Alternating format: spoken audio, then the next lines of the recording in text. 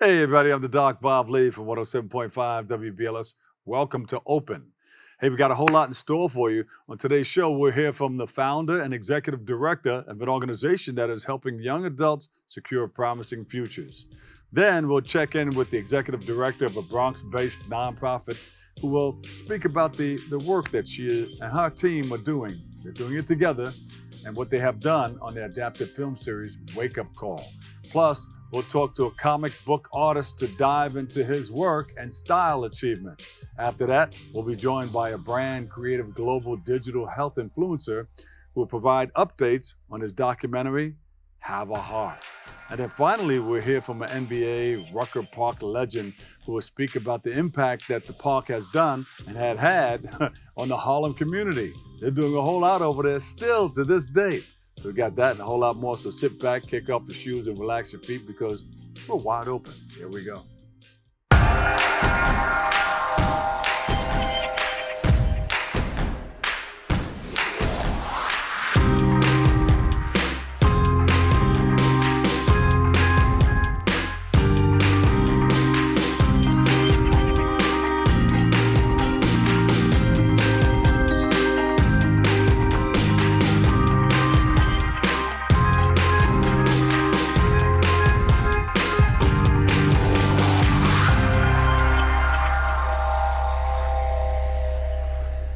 Hey, I'm the Dr. Bob Lee from 107.5 WBLS. You're watching Open. It's that live interactive program that brings the Bronx and New York City straight to your TV set. Stay connected to us through social media at BronxNet TV.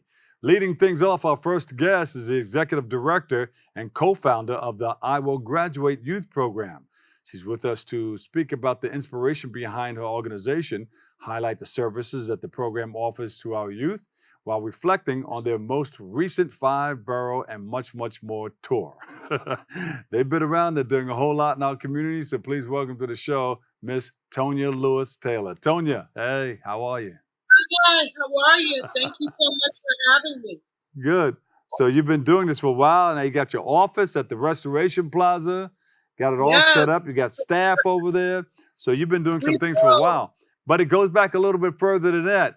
You were singing, and probably still singing, but you sang background for a lot of artists. Who are some of those artists that influenced you? Wow, so many people like Mary J. Blige, Mariah Carey, Gerald Levert, Junior Vasquez, so many different people, Fred Hammond, Donnie McCullough. And it's been an amazing journey to utilize my gifts and my talents in order to make a life for myself and then be able to come back into the community and inspire other people to live your dreams and be fearless and don't ever underestimate the power of your vision. Yeah. How do you describe your professional singer, songwriter journey and make it connect to what you're doing today? Well, it's interesting because I come from a musical family. I'm a pastor's child, and I grew up in church singing. Music is in my DNA.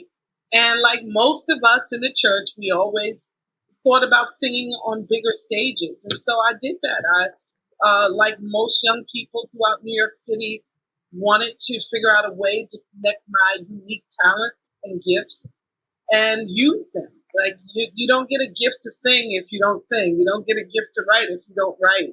So I had to figure out the pathway, and that path wasn't easy. I wound up doing a lot of great work with a lot of great people. However, it's a very interesting arena when you're working in the music entertainment arena. Everything moves fast, and you have to stay current, and you have to stay on top of things in order to make a living. And so it wasn't easy making a living as an artist.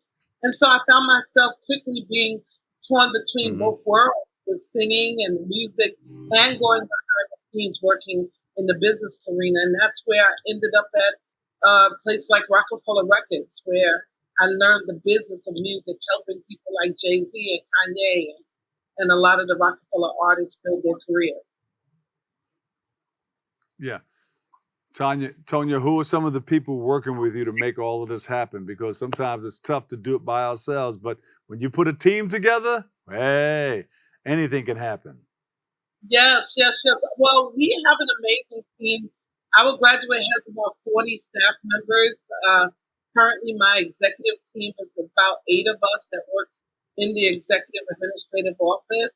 And everyone holds their positions. They understand the vision. They understand how important it is for us to really give our vision and our goals the effort that it deserves in order to manifest. And so I'm very grateful for, of course, my husband, who has been my number one champion before we got married, my parents, my siblings, and all of my sister girls, that I have a whole tribe of powerful, smart women who we support each other. And so that's really my team that helps me get it done. What are some of the challenges that you had to go through to make this happen? Oh my God, starting in which era? Go back to what? The 70s, the 80s, the 90s, like where do you start? There's always challenges. Yeah. One of the biggest challenges, I think, is money. The Bible says money solves all things, right? With money, it makes life so much simpler because you can just throw $1 and you throw some money at it. And we did, as you see this photo, Barclays Center. We hosted, and annually we host the largest celebration of education, where we bring out thousands of students from around New York City to inspire and motivate them to want to choose to be their best selves and to choose to be educated and to be smart. And financing, Barclays Center was not an easy feat. Just to walk in the door was several hundreds of thousands of dollars. So it's always about financing, and every, I think, decade, I could always say it's money. We need money. Yeah, that money helps to make things work, I'll tell you that. It does. What is the I Will Graduate Day? Did that happen, or that's coming up, right? This coming up October 24th, 5th, something like that? Yes, October 24th is our annual I Will Graduate Day. It's our annual celebration of education, where we get to inspire, motivate young people all around New York City to choose education. And what better day for us to do it is on the 24th of October, when the kids are in school, and there are all types of celebrations happening throughout the school, just acknowledging how important education is to our development, to our community, to ourselves. Okay. Let me go to a piece right here so we can check it out together. Trying to find a alternative solution. The house supplies the hands because it'd be more expensive. We have a little situation. I'm so grateful to you all because this is a labor of love. Keep pushing yourself even though it's hard. It's not gonna just let them in like I'm that. I'm on my every boss. I'm paying them. You will graduate! Coming out of COVID-19, hope is the greatest infectious mindset. And that's why we have I Will Graduate coming. Now give yourself a big round of applause! We just got Barclays Center for I Will Graduate Day. Give yourself a big round of applause! Come on, everybody, get up! We got a lot of work to do, so let's go. Let's get it. She dipped on us when we needed her the most. Can't be happening. Not now. Franco, why is Ron Suno performing? Is this record clean? See people walking around the arena, lost, not knowing what the hell they're supposed to be doing. We ended up losing one headliner, which was definitely a tough bullet to bite. Why are you unloading drinks? Confusion, confusion, confusion. Check the mic and make sure it sound right, boys. Brooklyn's in the house.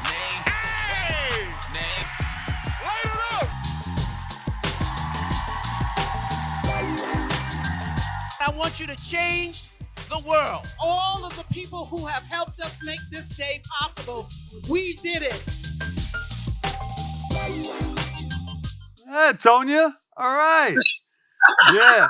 Of course, you know, there's going to be a lot of craziness going on when you're putting something nice together, but you know what? When it's all out in front of people and you present it, the people out in the audience don't see that. That all happens backstage. Oh, yeah. And there's a lot that goes on backstage in order to make a vision, a big event like that go off smoothly. And it was amazing. And we captured this in a documentary. And we will be premiering that documentary on October 24th. And yes, you're all welcome. I think we're almost close to being at capacity, but there may be a few more seats available. And it's Gladiators Education, the making of I Will Graduate Day. Beautiful. Where can we go for more information on everything that you're doing? You can go to iwillgraduateprogram.com, iwillgraduateprogram.org. You can go to my page. I am Tonya Lewis Taylor, and you will find us on all forms of social media and on the World Wide Web. Tonya, thank you so much. Tonya Lewis Taylor, co-founder and executive director of I Will Graduate. We appreciate you. Thank you. And thank you for sharing in your space and time and helping others get what they need out of life. We always say that because when you're helping people, you got to mention it. You got to let people know. Thank you, thank you, thank you. Thank you, Bob. You're awesome. Appreciate you. Thank you. All right, we'll take a quick break right here. I've got more open for you coming up next.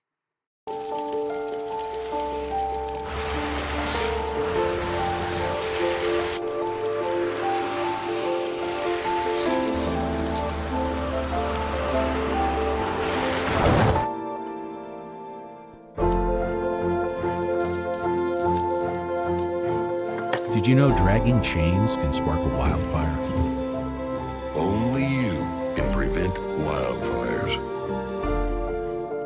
Found my heart out there in the open. Trees make you feel smaller. Can't help but get lost again. Feel the beat of nature at a park or forest near you. Find a forest and music inspired by nature at discovertheforest.org.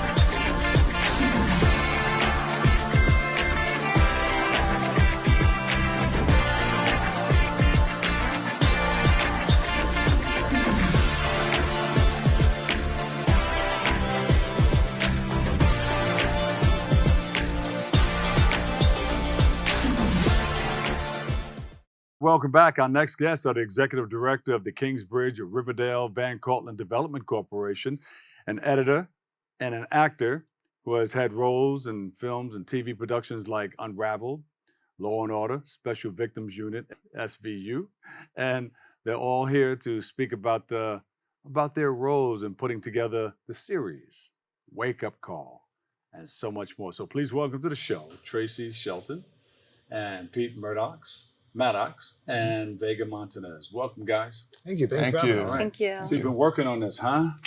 Yes. And it speaks to what's happening today in the world today. Yeah, it's a very interesting story about the new governor of New York who's trying to deal with bringing back what the city's supposed to be and what the city should feel like after everything we suffered through the pandemic. The new governor being Kathy Hochul? Being your new governor. Being Pete Maddocks.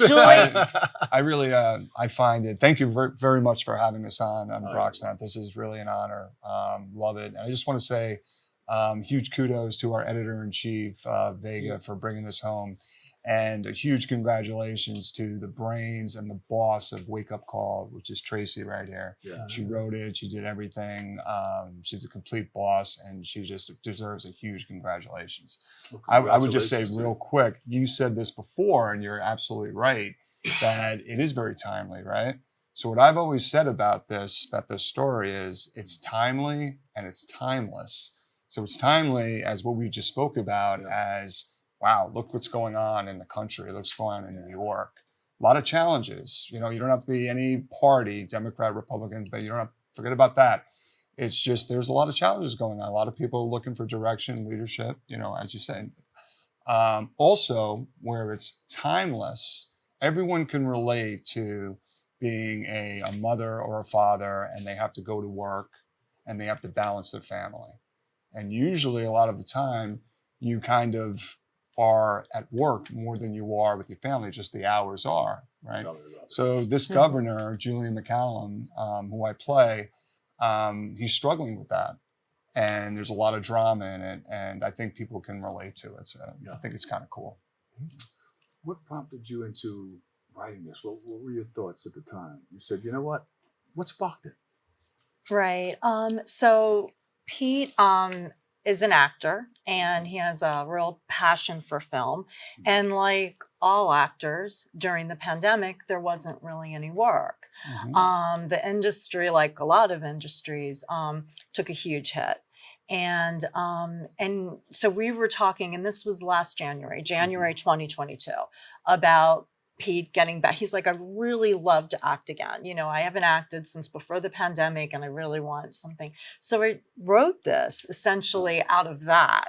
But then it just became so much more. And it was just a really interesting thing to do during the pandemic, because what the series itself does is it sort of walks you through the pandemic and the challenges that so many people faced, and the differences that you've got people who are scared to death of the pandemic and they're wearing gloves and masks up to here and the whole thing. And then you've got people who were like, I'm not into this. You know, I want my freedoms, and I don't really want to have to acquiesce to this. So you have all that range of different types of ways of handling it in the series itself. In this one episode, Wake Up Call, it's at this point, Julian McCullough is the governor, and his whole platform is about bringing New York out of the pandemic. So he's saying it's over. And it was essentially when we kind of felt like it was over.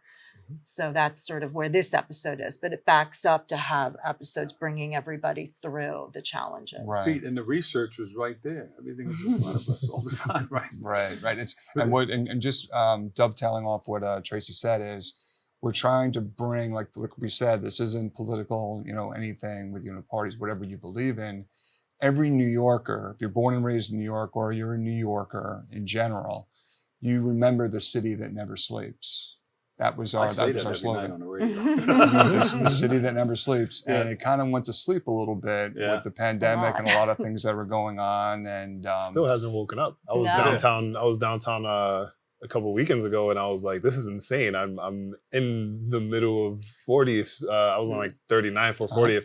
I'm just like, everything is closed. This is crazy. What happened to the city that where everything is always open and you can always pop out and grab something? And now everything's become so commercial and so like franchise that all of these franchises are just operating hours are very specific. And so all of that is feeling like it's going away. Vega, how did this touch your heart, and how did you touch, what every project I work on touches my heart. That's why I jump into it as an editor. I'm not the editor that takes on things just for the pay. So like for me, one of the biggest things that I connected to in this project was just the overall emotion and relationships that happen, right? So one of the big element that we're touching on is the politics, the community, everything happening around. But in the deeper element, it's like what Pete touched on, right? There's the relationship between Julian and his wife and their daughter, because that is now much more complicated now that Julian is out in the public all the time. He has to spend, there's periods of time during his campaign where he had to be away from the family, and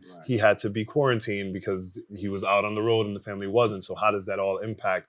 And just showing that human emotion of like, yes, there was the political and the financial turmoil that rolls through the pandemic, but the emotional element and the personal ramifications are huge as well. Tracy, what do you want? Go ahead. Oh, no, go ahead. What do you want people to take away from this after watching?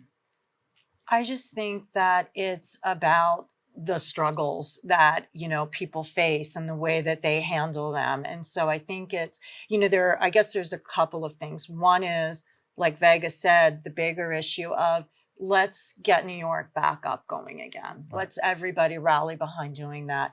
And then there's also the sort of more softer approach of, let's all be tolerant of each other, because the pandemic really brought out a lot of differences in the way that people viewed the pandemic itself, but also a broader view. So I think we all just need to take a step back, have conversations again, not so much fighting, navigate through all of this and bring New York back, you know, to the city that never sleeps again. And that's just, you know, the leader of the world.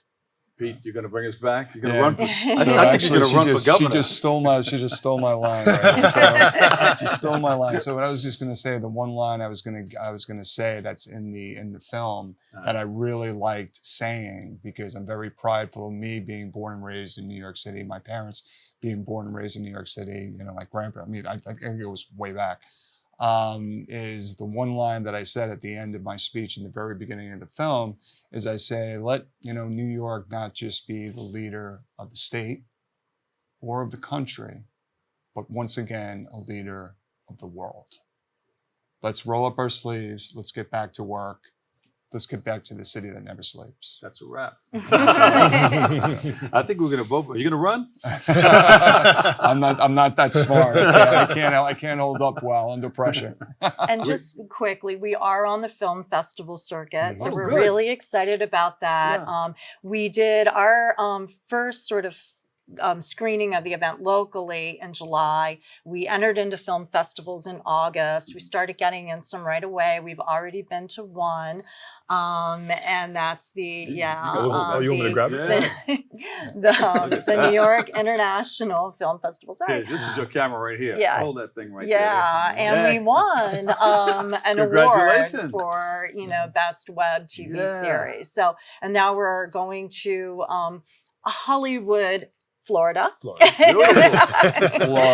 the Hollywood, Florida Film Festival next month, and we'll be screened there November 17th. Yeah. So, you know, it's really exciting stuff. And then meeting Vega and bringing Vega onto the project connected us to his work, and he has a film coming out, Burden of 9 Lives, and that's actually stars in. Yes, and Pete's in that, and he has a big screening event coming up November 11th. So it's just exciting stuff. I'm loving it. Where can we go to get more information? Because they're going to wrap me. WakeUpCallTheSeries.com. All one word. No, yep. WakeUpCallTheSeries.com. Thank you guys so much for coming. Thank you. Thanks a lot for having us. Share more. Good luck with Absolutely. everything. Get some more awards. We'll be checking it out. Thank you. Thank you.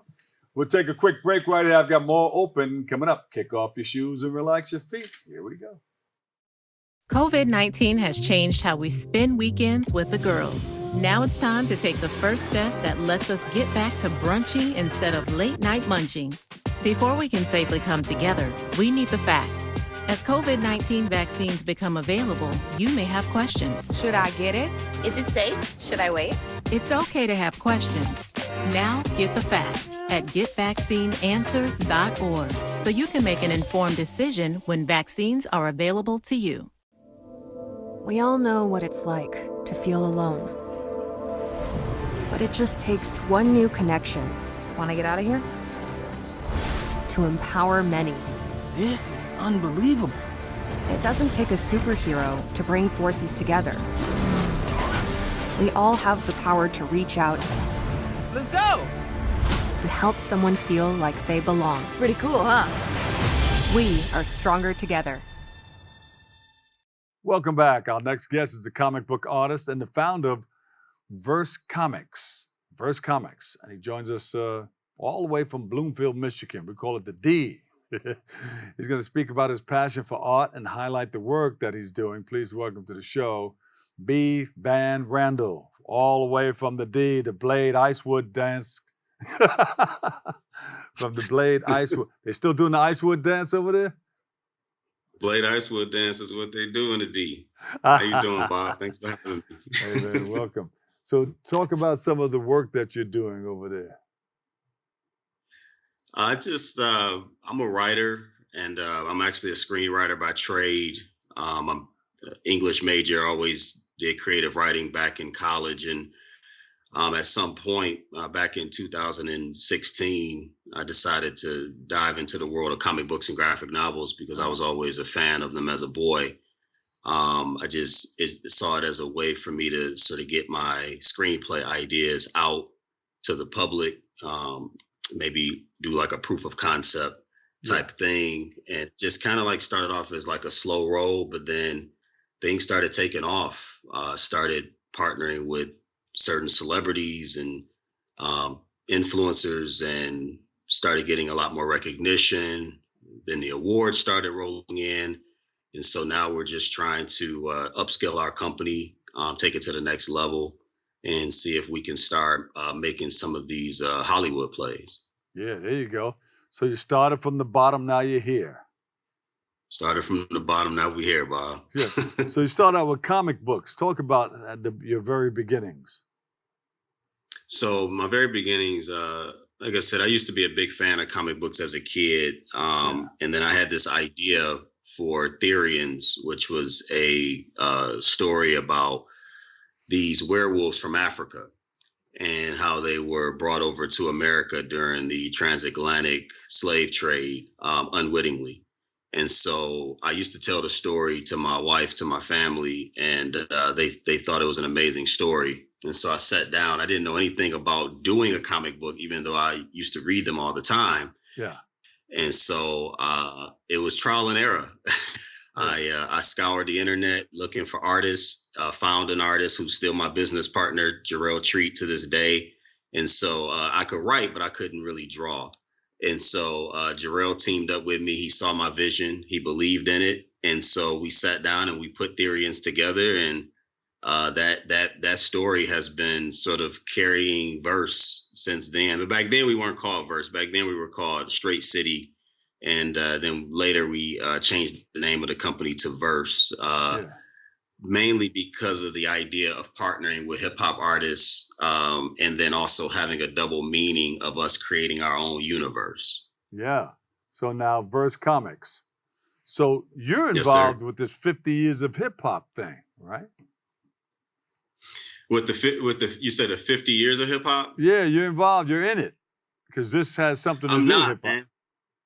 I mean, well, I guess you could say so. Yeah, because we do have some notables, like, we got the project with Yuck Mouth. Yuck Mouth is a classic. I got 5 on it from back in the day, which actually saw a rebirth when Jordan Peele put it in the movie Us. Yeah. But that's classic. Everybody knows that song. And then there's other rappers, like right now, Twista from out of Chicago and I are talking about doing a project together.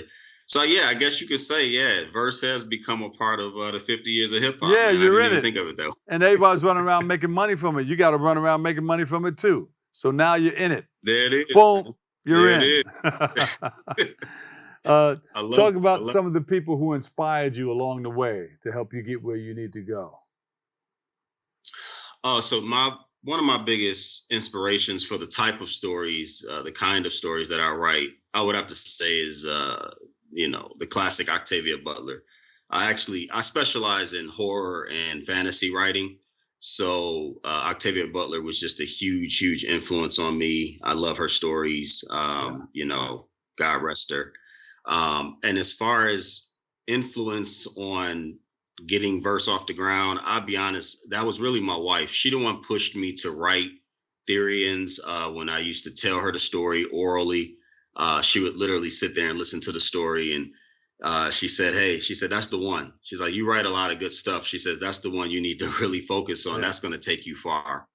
And I listened to her eventually, not right away, but eventually I listened to her. And when I did, that's when it seems like doors started opening. And next thing you know, the Kresge Award came up, which is a pretty prestigious award here in the Detroit area. And and then now a lot of doors are starting to open. But I'm influenced by just great stories. Like one of the things for me is I never really like the term Black stories. Like I don't like for people to sort of pigeonhole us and put us into a box like that. Yeah. What I tend to try to write great stories that tend to just have Black characters. That's it. So it should be a story that anybody should be able to enjoy, right? The plot, the meaning should be something that should be relatable to all people, except your leads look more like me as opposed to how they've looked traditionally. So that's usually my approach and how I get inspired, So big shout out to your wife. So it's true when they say behind every good man is a good woman. Hey man, I tell you, yes, she pushed me, man. And then I have a tendency, I'll get diverted. I'll try to go off and but this one's better. And she just kept telling me, she's like, no, that's your one. That's the one you need to really focus on. When I started listening, man, the rest became history. Started opening. So. You got rid of that pride, right? The pride said, hey, and bam, it started happening, right? But listen, that's right. Did you ever revisit the werewolves from Africa? Yeah. That's my main one. So I got stuff out with like the Instagram star Haha Davis. I got, like I said, Yuckmouth from the Loonies. But the Therians is the one that I won the Kresge Award behind. Yeah. We're actually doing a reboot to that one now. So back in 2016, like I told you, we were kind of fumbling through, not really knowing how to put together a comic book, not really knowing the nuances, the ins and outs of it.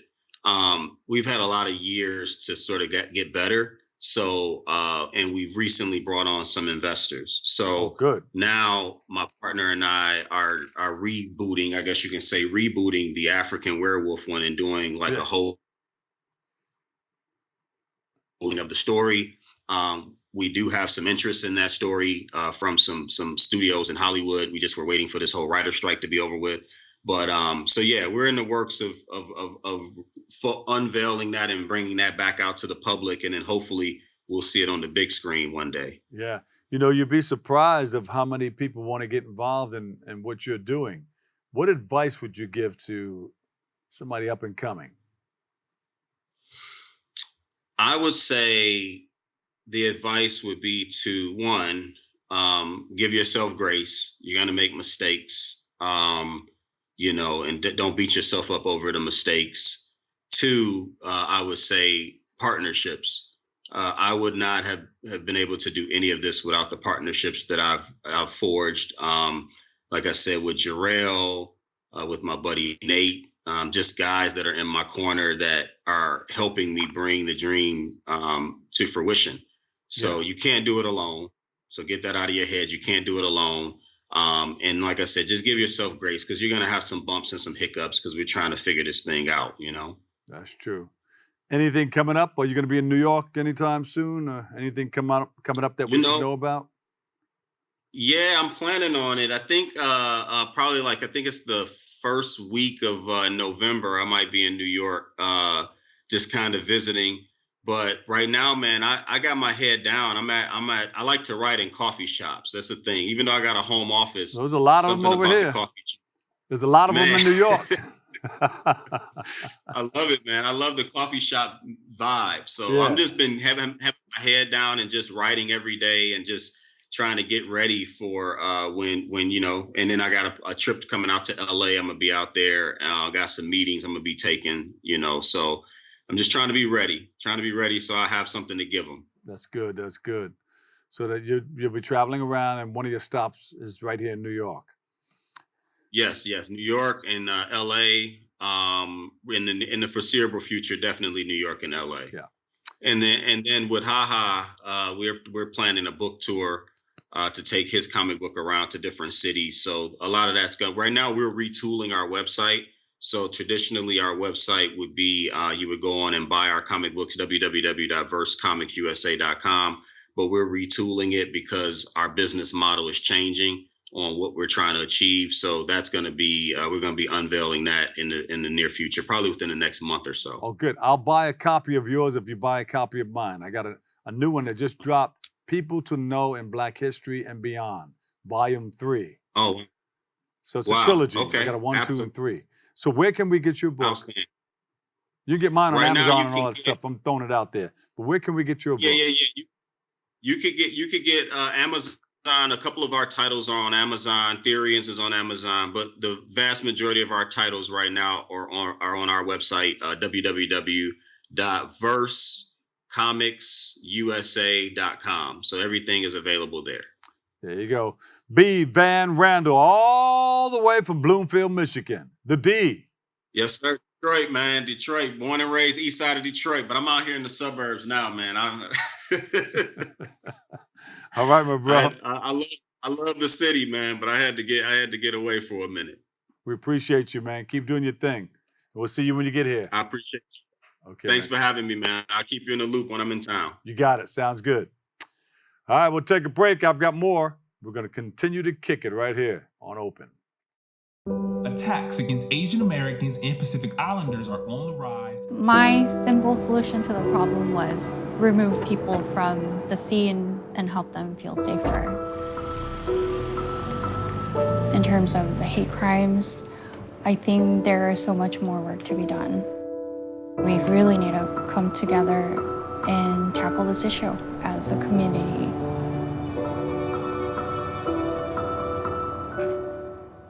I'll see y'all. After a basketball game, a black teenage boy, Brandon, reads his texts in his family group chat. Auntie Flo, congrats on the big win. Mom, that's my baby. Brandon replies, thanks y'all. In a park, his sister Maya texts, where are we celebrating? Dad replies, home. Mom texts, I got dinner going. Auntie Flo replies, ooh, I can't wait, then receives a FEMA flood watch text alert. She texts the family, anyone see that weather alert? We need a plan to stay safe, especially after last year. Ready has a list of resources at ready.gov/plan. In his workshop, Dad sends a photo of emergency supplies and texts, looks like we need flashlights and batteries. Leaving a store with a shopping bag, Brandon replies, I got us covered. Mom texts, I'll check in with Grandma and Pop-Up. Maya texts, thanks Auntie, feeling good about this plan. I got some batteries. Auntie Flo replies, love y'all, we gotta stay safe. Later, the family feel like you get taller every time I see you. Stay connected. Plan for ready.gov/plan. And welcome back. I'm the Dr. Bob Lee from 107.5 WBLS. And our next guest is a brand creative global digital health influencer. He's right here on Open with us. He said, you know what? I want to come on Open. I want to let you know all that I'm doing. He joins us to provide updates on his documentary, Can You Replace a Broken Heart?, which he spoke with us about 1 year ago, highlighting public health, the public health needs in our community. So let's welcome him to the show. This is not his first time on the show. Well, if it wasn't this show, it was another show. So please welcome to the show, Mr. Carl McIver. Welcome. Thank you, Bob. Thank you. How are you? First of all, I want to thank you. You've always been a wonderful supporter of our initiatives, and it's truly appreciative. And I just want to thank you. You're welcome. So you have some wonderful things going on right now. Explain how Red began. Okay. Red actually began for me about 4 years ago. But this initiative, Red Bloodless Medicine and Surgery, it really began way before that. I'm sure many people are familiar with blood management. Jehovah's Witnesses, they really didn't want any blood transfusions. Right. And thanks to the healthcare industry and the healthcare supporters, they developed different, let's say, protocols to be able to help them with that. So I looked at that and I said to myself, would it be fair for all of these wonderful inventions and initiatives to just help that group? Of course, it's great, but what about persons that aren't, that really don't want blood for whatever reason? Shouldn't they receive awareness? So that's when Red started. Red is basically to help to bring awareness to blood management, patient blood management, so that persons could be able to have a decision. So the goal is to create an engagement bridge between healthcare providers and the patient consumer. Exactly. Patient consumer. You rarely hear that term used. Yeah. Because usually healthcare goes directly to the patient.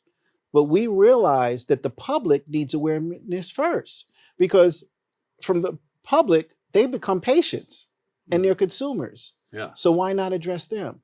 So redbloodless.org, or our initiative, is really to help the public to see these wonderful different innovations in health, to be able to now become partners in making their decision with healthcare providers. And it's good to know that before you go to a hospital. Be educated before you go into the hospital, because you can do some things. It's true. You can make some moves. You can make some moves and decisions. Because right now, when you look at the whole environment of healthcare, you have to be more responsible for really what takes place for you. Yeah. And healthcare providers are, we could say, multidisciplinary partners in this. One of our initiatives is anemia. People really don't think about being anemic.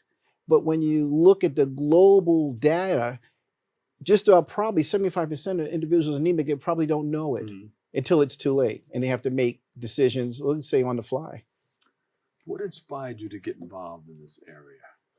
That's a good question. People, not too many people know about this. It's just, if I have to get a blood transfusion, just take me. Just help me to live. But now there's something different where you can manage your own blood. What made you get involved? Because I thought, being a Jehovah's Witness myself, we've always had the medical community really help us with our decisions to a certain degree. Yeah. But then I said, wait a minute. Is it fair because I deserve, I guess, certain treatment that persons that don't receive the certain treatment? So why not everyone? I mean, right now we're living in a time of diversity, inclusion. So what better inclusion it is so that everyone can be educated? Perfect example, that little symbol that has the crossed out blood bag. Why do we have that? Why not just have some type of symbol that really helps everyone to see they can make their decisions? Mm-hmm. So to manage your own blood means to do what? How do you work that? Good question. You're not managing in the sense that you're doing it by yourself. No, you're working along with your hospital team. And that's what redbloodless.org wants to do. It wants to bring these two partners together so that it's a positive decision-making, not in the past where it was a demand. I mean, when you think of the no smoking sign, I was in a hotel the other night and they didn't have the sign anymore. It basically said on this floor is 100% smoke-free environment. Smoke-free. So isn't that a wonderful way of putting it? So we want to change the culture. So that's a positive culture, one that healthcare providers, whether it's your hospital, medical center, or universities, can work along with individuals, not just a niche, because since COVID, many people may not want to take blood. But that's their personal decision. But when you first mentioned manage your own blood, I thought maybe you were taking your own blood and storing it away somewhere. Okay. So that if anything happened to you in the hospital, you can use your own blood. But you're saying use your own blood in your body that's already there. Excellent. Is that right? Patient blood management is something that the World Health Organization, it's a protocol that's being done globally. What we want to do is, if that is your personal decision, then that's your personal decision. What we want to do is let people know that whatever their wishes are, whether it's not to store their blood, to keep their blood, that's fine. But the hospitals are now in a better position to be able to satisfy your wishes and not place undue demands upon you. Yeah. So it's really, our initiative is a global one. And it's really, once again, it's to bring a positive and to bring awareness. Because think about it, how many people are aware that they may not need a transfusion? That they could basically have, to the movie, some of the most serious surgeries can be done without the use of blood. So how is it done? That's what we want to hit the nail on the head. Okay. Is it using your own blood, or is it using your own blood within your body? Excellent. Or building your body up good so that you won't need a blood transfusion? Excellent. It's actually both of those. We hope that you will work, or persons will bring awareness to anemia so they can build up their blood, so that if they're in a situation that a surgery is needed, elective surgery, that less decisions have to be made that are critical. Now, obviously, I'm not talking about a car accident where a person, that's a different scenario. But what we're talking about is majority of people, if they can have awareness that they can. Now, using your own blood. There's so many different types of cell savers, so many different types of equipment. I'm not a surgeon, I'm not a doctor, but the hospitals have different protocols that can help you use your own blood if needed, if that's your wish. Okay. So, and that's what you're working on. You've been working on. What do you want the hospitals to know?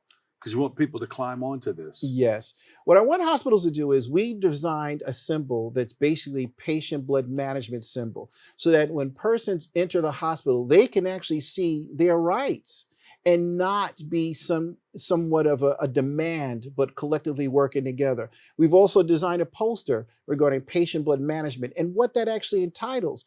Basically, what that means is that the hospital and the patient now work together for what you want, you see, and what your wishes are. Now, think about that. Doesn't that make for a better hospital environment? doesn't that make for loyalty? Doesn't it now the less pressure off the physician because they know they're working together? Yeah. Where can we get more information about this? Good. Where And can we learn more? in our movie, we have a movie now, Have a Heart, which is a movie based on a person that had a heart transplant without the use of blood. Redbloodlist.org. You can find me on LinkedIn. You can Google my name and it'll come up. And when they Google it, they do what? Carl McIver, Carl Lorenzo McIver. You could just type in top global patient blood management influencer. If you can remember that, you could find me. Thank you. Carl, Thank you. Thank you Appreciate much. All right. Thank you. We'll take a break right here. I've got more coming up next on Open. Sit back, kick off your shoes, and relax your feet.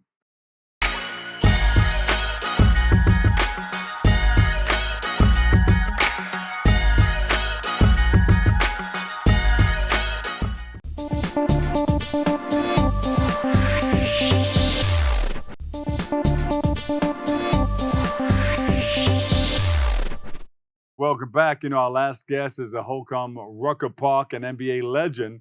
He's also the president and CEO of Each One Teach One Incorporated and Each One Teach One West. He joins us today to speak about Community Day at Rucker Park, which was celebrated this past summer. Reflect on his basketball career and to highlight how the park recently honored a New York City basketball legend. I know who that is. Please welcome to the show, Bob McCullough. Bob, welcome. Oh, thank you. Thank you. It's an honor to be here and to be your guest. You know, I see you at many different places. I saw you at Rucker Park, of course. You know, I came by. Yes. I saw you at something that we did when Curtis Blow came in because he was the first one to sing. At the Alhambra. We're playing basketball. Yes, yeah. yes. Alhambra. And then the last one, where were we? African American Day African American Parade. Day Parade. That's right. Yes, yes. So you're out, you're making appearances all over the place, but you're a legend. You started off. Give us a little bit of how you got started in basketball. Well, what happened was I was playing ball on the playgrounds, and I heard about the Rucker tryouts. I said, "Who's Rucker? What's going on?" So I found out it was at St. Philip's Community Center. So I went over there, tried out for the team. I got cut, didn't make it. So I moved around the block, 133rd Street. I got involved in a gang and everything, and we had a fight with another gang called the Assassins.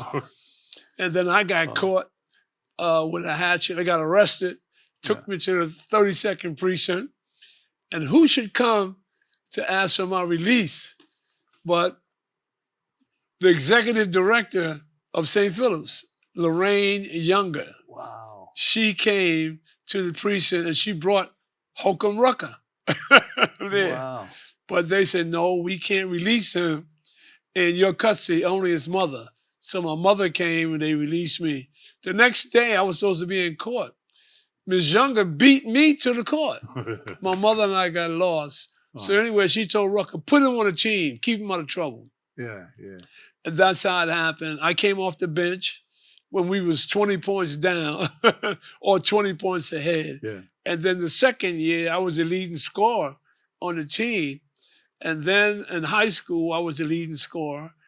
And then Rucker came to me and said, you want to go to college? I said, yeah. He said, you got to go to Texas. I said, Texas? I went to Wiley College in Marshall, Texas. Bob, I went there. I got into 2 fights because I'm from New York. Yeah. I said, wow. Texas, we the Long Star State. I said, well, guess what? I'm from the Empire State.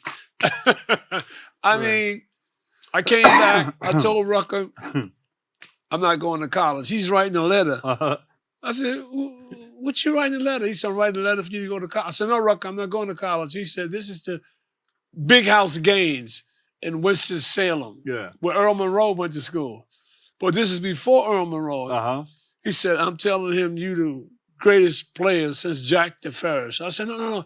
Jack DeFerris is a professional player. He said, no. When Big House Games see this letter, he going to want to see who you are. Yeah. So I found out that the championship team at Benedict College in Columbia, South Carolina had graduated Walt Simon, He went on to the Kentucky Colonels. And then a lot of players were ineligible. So Rucker asked me if I wanted to go to Benedict College in Columbia, South Carolina. I went there. And then, woe and behold, I started breaking records. I scored 64 points in an exhibition game. Nothing can stop you. And then I played on a national championship team where we averaged 101.2 points per game. Ooh. We led the entire nation in scoring. Yeah. We outscored Notre Dame, North Carolina, Georgia, everybody. We outscored every team in the nation. And then the second year, I became the leading scorer in the nation. And the Harlem Globetrotters asked me to come out for their team. Yeah. But later on, I found out that I was drafted in the NBA by the Cincinnati Royals. All right. So I went to the Cincinnati Royals. I went there and I made the rookie team. And then I made the veterans squad. And then Oscar Robertson, well known, you know, all-star players was holding out. I think they're showing it right there. Look. Oh, That's yeah. you signing? Yes, yeah. And then what happened was he held out, and so they put me on a team, and then I was doing great. I didn't think I was doing that great. He signed, and then they cut me from the team. So I had to make a decision. So I came back to Harlem to run the Rucker Pro League. We named it after Rucker because he died in 1965 from cancer. Yeah. And then in 1969, Mayor Lindsay was the mayor of the city of New York, and he wanted to know what these NBA players and members of the Harlem Globetrotters doing playing in Harlem. And the admission is free. Yeah. And so he wanted to come up. And he asked me, you know, what is it that I wanted? And I told him to name the park, Holcomb Rucker Park. And that's what he did. Woe and behold, I had no idea that Rucker Park was going to be world famous. Yeah, because you had all kinds of players coming through.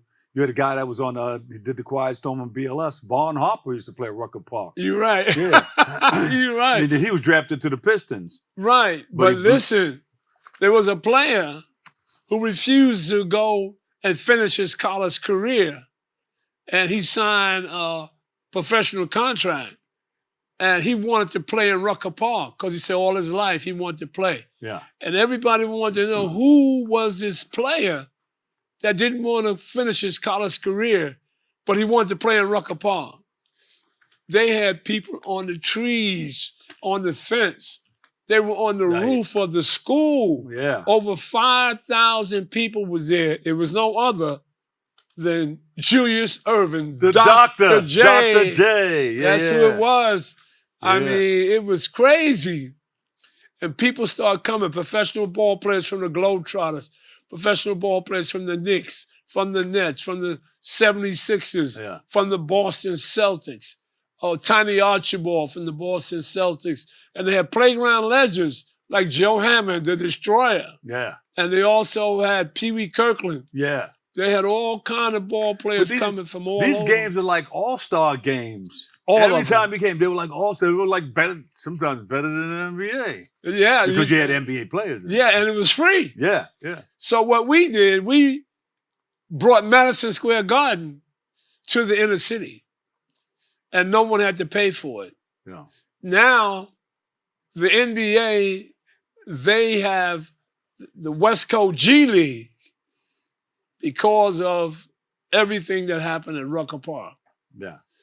Now, they saw that the summer attracts NBA players. So now, the NBA sent all their players out to Las Vegas, out to California, all because of Rucker Park. Rucker Park. And it keeps a lot of people out of trouble, too. You know, That's the most build up important these thing. leagues, they get the uniforms, everything, everybody's moving in the same direction for common cause.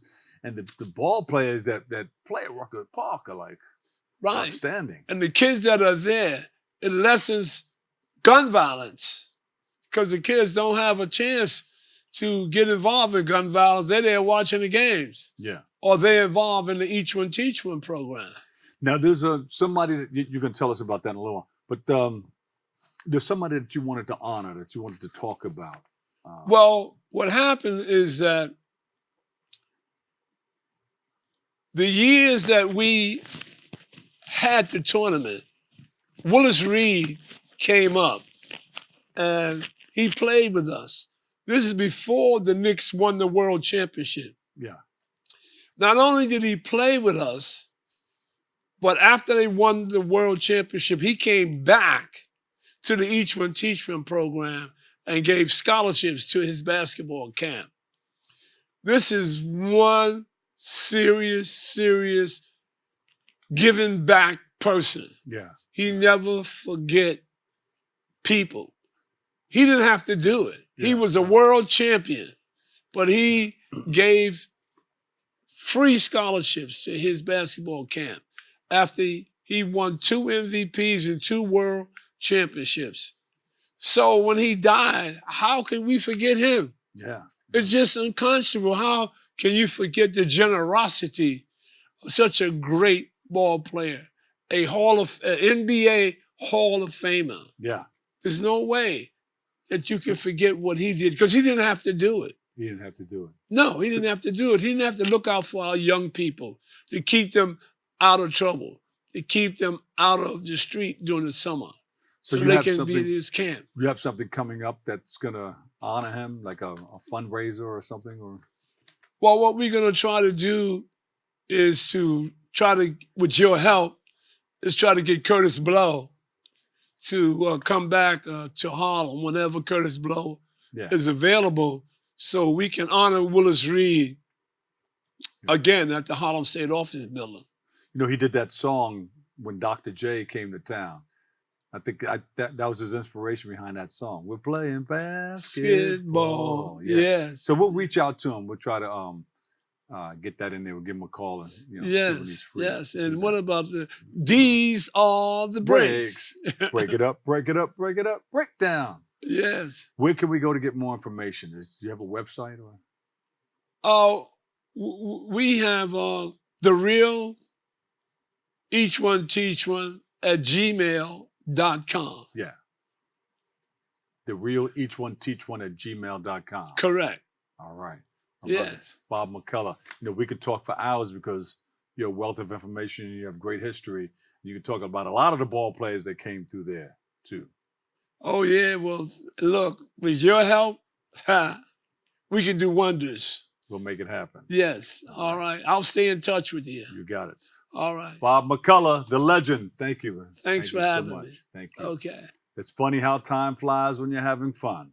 All right. Thank you so much for tuning in. Thank you for checking it out. I want to thank all of our listeners for tuning in, and thank you for letting me share in this space and time with you. Our guests, we thank you too.